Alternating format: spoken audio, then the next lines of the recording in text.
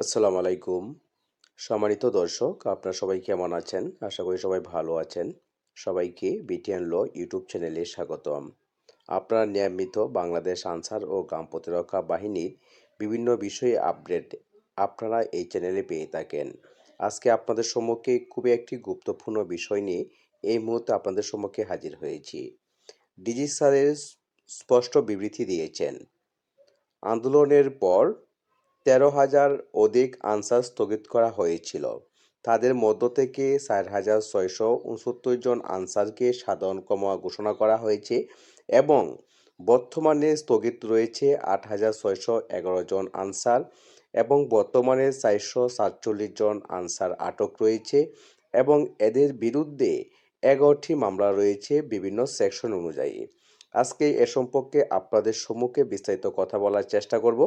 চলুন কথা না বাড়িয়ে আজকের মূল আলোচনা শুরু করা যাক। তার পূর্বে যারা এখনও আমার চ্যানেলে নতুন দর্শক হয়ে এসেছেন, এখনও আপনারা আমার এই চ্যানেলটি সাবস্ক্রাইব করেন নাই, পরবর্তী সময়ে আরও আপডেট পেতে অবশ্যই আপনারা আমার এই চ্যানেলটি সাবস্ক্রাইব করে পাশে থাকবেন। ইজি স্যারের একটি স্পষ্ট বিবৃতি হলো, আনসারে যারা আন্দোলন করেছিল তারা ভুল বুঝতে পেরেছে।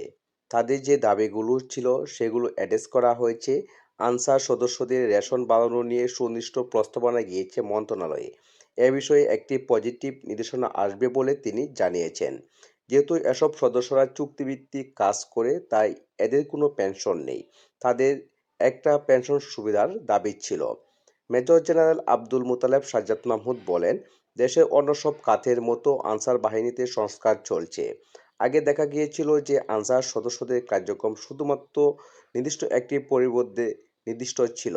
এখন নিয়োগ প্রক্রিয়া এমনভাবে করা হবে যাতে এখান থেকে সব জেলার প্রতিনিধিত্ব থাকে। আগে দেখা যেত আনসার সদস্যরা তাদের নিজস্ব চাওয়া অনুযায়ী বিভিন্ন জায়গায় দায়িত্ব পেতেন, কিন্তু এখন আর এমনটি হবে না। নতুন বিধিমালা অনুযায়ী সবাইকে অন্য সব চাকরির মতো যে কোনো জায়গায় গিয়ে সব দায়িত্ব পালন করতে হবে।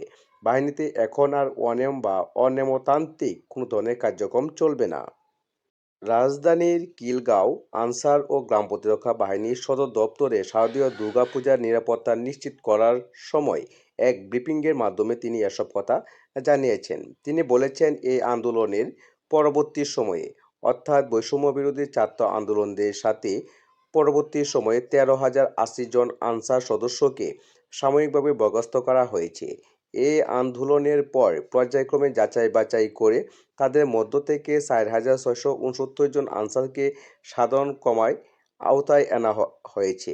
তিনি বলেছেন, ৮,৬১১ জনকে বর্তমানে স্থগিত রাখা হয়েছে। আর আন্দোলনের সময় যারা খুবই আগ্রাসী এবং হিংসাত্মমূলক ভূমিকা পালন করেছে তাদের বিরুদ্ধে আইনগত ব্যবস্থা গ্রহণ করা হবে এবং বর্তমান সময়ে ৪৪৭ জন আনসার বর্তমানে জেলা কারাগারে আটক রয়েছে এবং ১১টি মামলা দায়ের করা হয়েছে। তাদের বিরুদ্ধে বিভাগীয় এবং বিশেষ ব্যবস্থা নেওয়া হবে যাতে পরবর্তী সময়ে তারা যেন এরকম কোনো ধরনের অকাজ করতে না পারে।